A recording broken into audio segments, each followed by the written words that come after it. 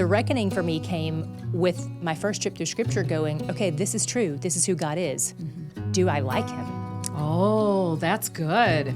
If this is who he is, do I want to worship that person? Tara-Leigh Cobble, I can't believe you're like sitting right across from me. You're usually driving in my car with me. You didn't realize that you are, but Do you buckle me in? I do buckle you in. Thank I'm you. very safe. Thank you. Appreciate it. Well, I want to know what kind of inspired you to create the Bible recap, because I love the fact that you kind of break it down for all of us that are going, huh? What happened? And it's nice to be able to hear it and like, here's what happened. Kind Right. of thing. That is exactly why. Because I was, for so many years, I was the person going, huh? Yeah.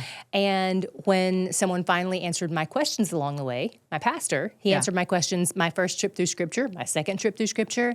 And once I started to get the understanding of the overarching meta-narrative of Scripture and started to understand those things that not only make it make sense, but make it come alive, that was so exciting to me that I wanted to impart those things to other people because it had been so life-changing for me as a person who grew up in the church to finally fall in love with Scripture.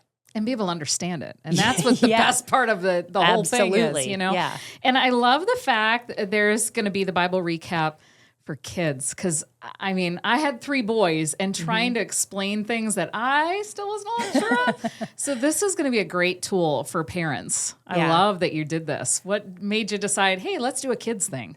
We had so we launched the Bible Recap podcast in January 1st, 2019. And then November 2nd, 2020, the book came out. And so what we'd seen over time was that parents were finding that their kids wanted to engage with it. Their kids were like listening to the podcast. A woman sent me a picture of her daughter with her ear to the door while her mom listened to the podcast on the other side. Oh, is that Someone cute? had snapped a picture. Her daughter would just like put her ear to the door to listen to the podcast through the door. Aww. And so these kids are wanting to engage. And so what we want to do is essentially in Scripture, you know, the cookies feel like they're on the top shelf. Right. And so we want to roll out a ladder. We want to help you step up that ladder. And if you are shorter, you got shorter legs, you got a longer way to go, we want to, you know, try to like bridge that gap a little bit because the kids want it and the parents want it for the kids. Yeah. So parents were saying, like even especially homeschooling parents were like, hey, we'd love homeschooling curriculum for our kids because they're already engaging with this. Yeah. So kids had the desire, parents had the desire. It was a natural next step that made the most sense to do a kids devotional and activity book. I love that because even in the Bible, you know, Jesus is like, let the children come unto me, you know, for thus is the kingdom of heaven. And I love that we're starting to impart a little bit deeper, if you will, into our kiddos so they can ask more questions. And I think that's a brilliant idea. I love that. Tell me about, like, you know, as you are growing up in your faith, you know, a lot of us have to separate our parents' faith from our faith. Can you think of a time where you're going, oh, yeah, I remember having to do that? For me, it was the first and second times that I read through the Bible. That was when my faith really became my own. I had always believed Scripture was true. Yeah. I think the spiritual gift of faith is something I think I'd been given. And so there was this acknowledgement that this is true. Yeah. And I didn't, like I said, hadn't read it, didn't understand it, but still believed that whatever it said was right. Right. And the reckoning for me came with my first trip through Scripture going, okay, this is true. This is who God is. Do I like him? Oh, that's good. If this is who he is, do I want to worship that person? Sure.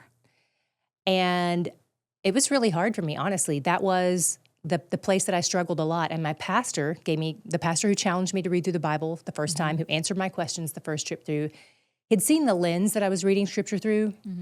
And so when I went to him, kind of desperate, like, hey, we got a problem. I'm in full-time ministry. I just read the whole Bible. I don't think I like God, which means I'm not a Christian. Even if I believe it's true, like Satan knows it's true, it doesn't make him a Christian. Exactly, yeah. And so what do I do when I don't love God?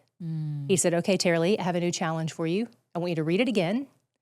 And this time, stop looking for yourself.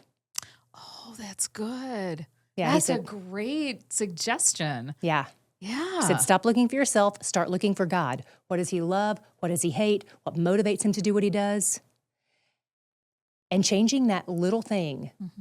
As soon as I finished Revelation, I started over in Genesis. I was halfway through the Old Testament, and it was a totally different experience.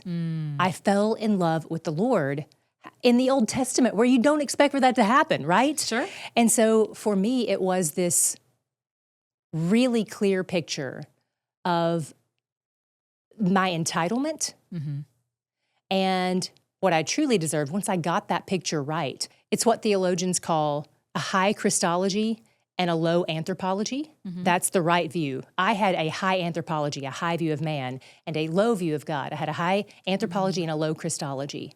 And so I didn't know what any of those words meant before I had this conversation with my pastor. Sure. But changing that lens, looking for God and not looking for myself, not treating Scripture like it's some pharmacy that I'm going to go to where I need some hope today, I need some encouragement today, where are the promises of God that I can snatch out of context and like back him into a corner so I can force him to give me what I want. Yeah.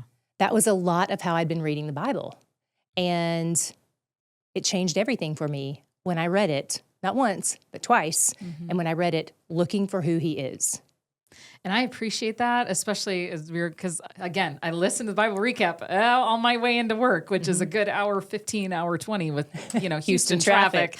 But through Leviticus, which is like, oh my goodness, are we going to be done with this book yet? But it's so much easier when you say, hey, look for God, look what God's doing. It made a book that is really hard to read a little more palatable. Right. So I appreciate you saying that. I appreciate you saying that. Yeah. And we hear that all the time. Like there are people who are on their 6th trip through the Bible with us since this is our 6th year. Yeah. And they're like, it's crazy how books that I used to they were a slog. Like I used to trudge my way through them. They are now books that I look forward to as I see how they fit into the overarching meta-narrative. Yeah. And that has happened for me in Isaiah. And there are still some books that I struggle with, like Ezekiel, Jeremiah. Those aren't easy. Yeah. And so I am excited to think that maybe this is the year where Ezekiel comes alive to me. Like, who knows what's going to happen when we get to Ezekiel this year. Right. And I'm looking forward to try and, looking through that lens as we go through Numbers, because that's a book for me that I'm like, oh, really? Listen, there are parts of the back half of Numbers that are some of my favorite places in Scripture.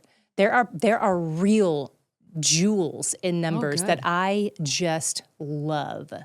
So, and I don't really like actual numbers. I'm not great with numbers. Yeah. That's why I went into radio. I'm not either. Exactly. Yeah. Yeah, exactly. Yeah. Well, hey, I mean, you shared before about intentional singleness. And as a mom whose middle son is just now going back into singleness after having a really messy divorce, it's been really cool to watch God use that and change it for just kind of redeeming qualities in that, where, he walked away from the Lord, and not only has he come back, he's got some really good Christian friends now, and he's plugged himself into a different church and got baptized. Do you have any kind of words of wisdom? I know that's a big phrase, but because you talked about, intentional singleness, and I'm kind of hoping he embraces that a little bit more. I think the intentionality of my singleness is rooted in knowing God, which would be the same way if I were married. I would hope that I would be intentionally married as well. Sure. Like using that as a launch pad for a deeper relationship with the Lord. Yeah. And so for me and many singles, now there are going to be exceptions to the rule, but especially singles who have never been married or don't have children, a lot of us have much more discretionary time than people who are married with children. We don't have more time. We all have 24 hours a day, but most of us have more discretionary time. And so what are we doing in our discretionary time? Are you using it to pursue a deeper knowledge of the Lord? Are you using it to find ways to serve the church? Are you using it to find ways to engage in meaningful friendships that bolster your love for the Lord, that stir your affections for the Lord? Yeah. Where are you spending your time? Where are you spending your hours? Like where is your affection directed in your singleness? And if our affections are only directed at the other side of singleness, like when we get out of it, that's not guaranteed. Right. And so my affections, if they're all in marriage, might be set on something that God might not have for me. But what God does have for me is a deep, meaningful relationship with Him and a place that matters in serving the global church. Absolutely. And so I want to lean into those spaces that I know are guaranteed. Yeah. My relationship with him and my place in his church. And I think that's my prayer for my son, who's going to be, I can't believe I'm even saying this, he's going to be 31. But I've just seen God redeem so much in his life. And I think that's my, heart's desire for him is to just grow deeper in the Lord and grow deeper in his walk and see that, you know what, God can redeem anything. Yeah. Based on what you said, it sounds like he's on a great trajectory with this, that he's looking for the Lord in these spaces of loss and grief and pain. Yep. And God doesn't ever diminish those areas of pain, but he steps into them to fill in the gaps, to comfort, to, I love that he is seeking out church. He's seeking out relationships with people who love the Lord. That is the best response to any type of trial.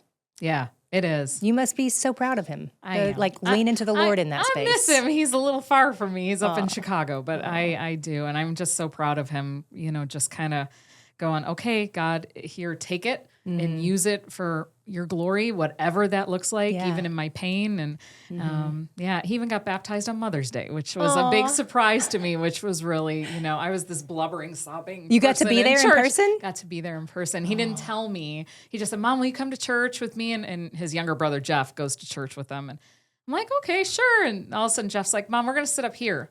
I said, why are we sitting? We never sit up front. No, we're going to sit up front. Okay. And I didn't think anything of it because they have like a mobile baptismal thing. So I didn't think anything of it. And then all of a sudden, Anthony's like, I'll be right back. And he comes out in the front with a T-shirt that says, I'm all in. And I just, the waterworks started going.